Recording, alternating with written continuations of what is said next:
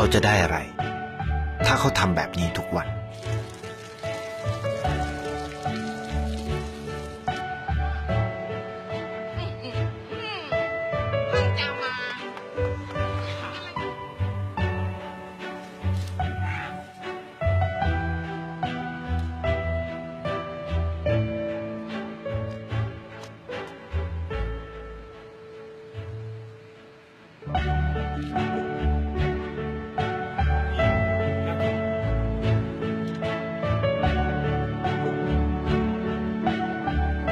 เขาจะไม่ได้อะไรเลย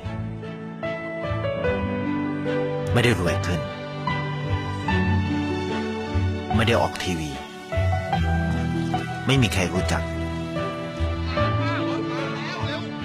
ไม่ได้มีชื่อเสียงที่มากขึ้น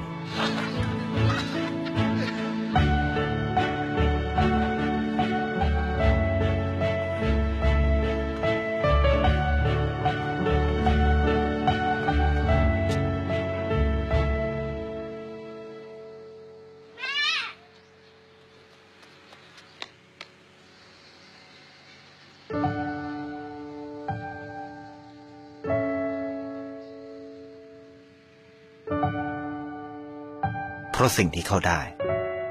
คือได้แค่ความรู้สึก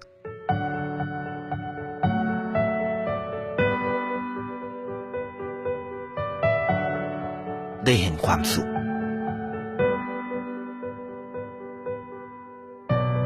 ได้เข้าใจ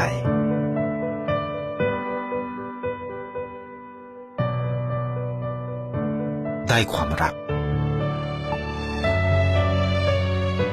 ได้ในสิ่งที่เงินซื้อไม่ได้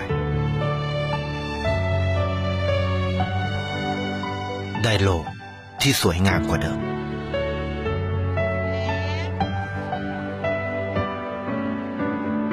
ในชีวิตคุณ